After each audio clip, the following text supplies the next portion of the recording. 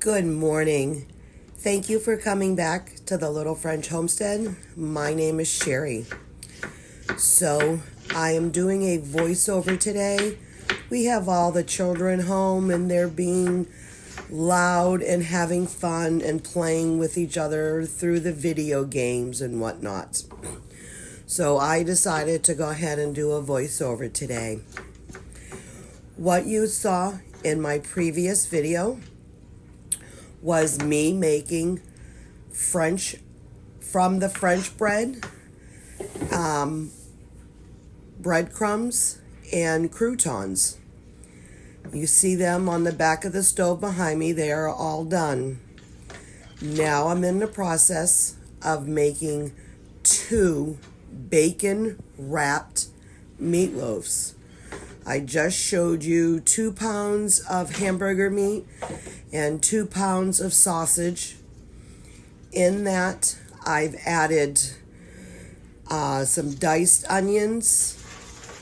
I am adding 2 tablespoons each of oregano, parsley, basil, thyme, paprika, some Worcestershire sauce, some salt, some pepper to taste, adding my breadcrumbs, which you see there now that I'm chopping up,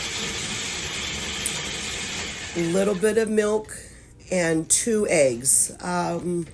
It's probably maybe around like the half a cup of milk. Then I'm going to mix all of this up. I'm noticing there that the breadcrumbs did not, the croutons did not break down enough. They were still kind of chunky. They were fresh. My suggestion, which I should have done, is used my old croutons that I had in the freezer. They are better when they are frozen. To add in a blender, it mixes them up and chops them up a lot better. But here I was trying to just show you that you can take a 44-cent loaf of garlic and herb French bread, cut them all up, dice them all up. If you wish to add more seasoning, go right ahead. But I chose not to since they were already garlic-infused flavors. And break them up. You put them in the oven on a cookie sheet for about 375 to 400 degrees.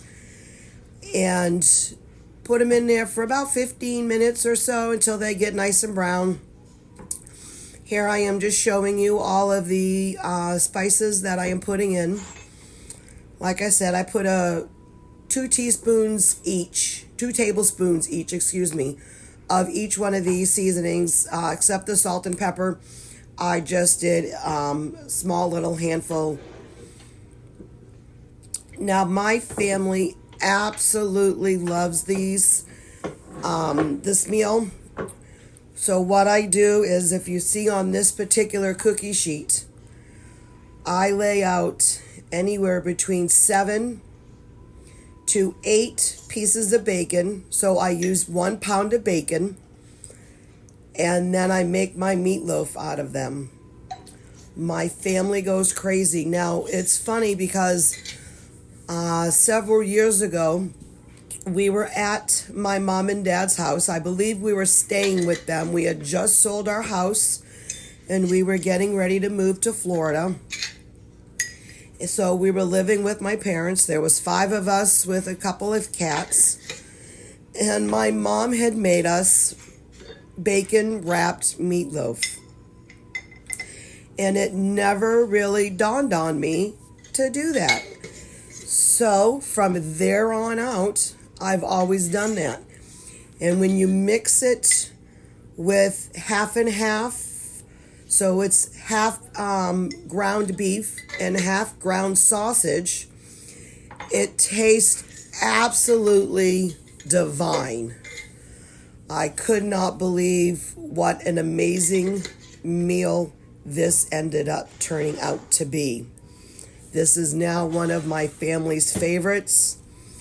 Every time that I go shopping and I do a big grocery haul, I did do a smaller grocery haul that I put in a small video not too long ago.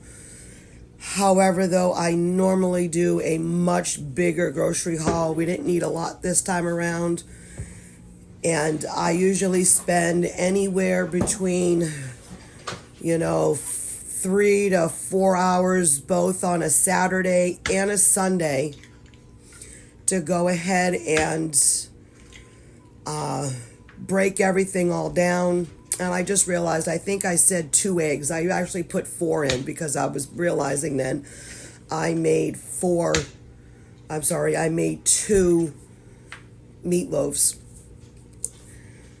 So normally we would go to the store and I would just buy, like I said, I'd buy like $500-$600 worth of food, and I would spend anywhere between 3 to 4 hours, 2 days prepping and getting everything all ready. The next time I do this, I will be more than happy to take you along on that journey. I do watch some people when they go and do their big grocery hauls.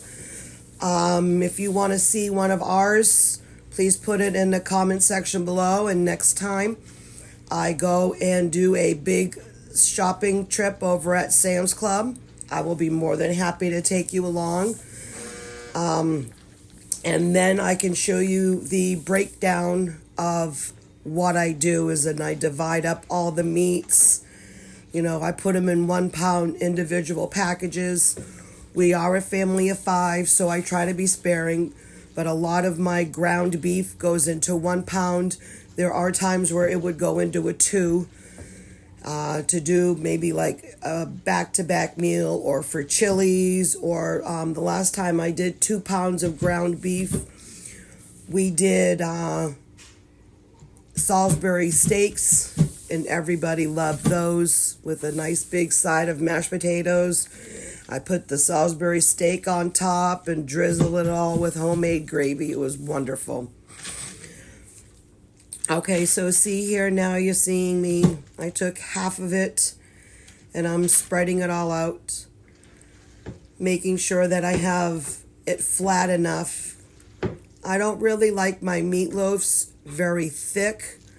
I like them on the thinner side, because by the time when you wrap up the bacon into the meatloaf, you kind of want everything cooked all around the same time frame. So if you make a big fat meatloaf, you are going to want to put then some aluminum foil over the top, kind of tenting it, so the meatloaf can actually get cooked all the way inside. Then when the meatloaf is all cooked, you can then remove your aluminum foil. And then if you need to turn the heat up a little bit more just to get that bacon a nice crisp piece of bacon, you sure can. I personally do it this way. That way everything's all done at one time. When I do go and put my meatloaf in the oven, I usually set the oven to about 425 degrees. And I usually allow that to cook for about 20 to 25 minutes. And then I take it out and I use a meat thermometer to make sure that my temp is at least 160, 165 to make sure that the inside of my meatloaf is cooked. If it's not cooked, then I stick it in for about five more increments, time frames, to really make sure that it is cooked. I always then allow it to rest anywhere between 5 to 10 minutes before I cut into it. So as you just saw there, as I wrapped everything all up, that the bacon wrapped meatloaf on this one is done. Now, I know you can't see it, but I have another one going because I wasn't sure if I was going to have enough to really do a nice big one, and I had enough to do two, and I certainly did. So before I rolled the cameras, I set aside another set of bacon on some parchment papers. Now, the easiest way I've done it is like this. If you get the bacon all ready for yourself, you put it on the parchment paper, you lay out each strips, and it's every other side, and you leave a space so when you go to wrap up the bacon, you want the bacon to correlline with each other down the row. Then flip each bacon side to side.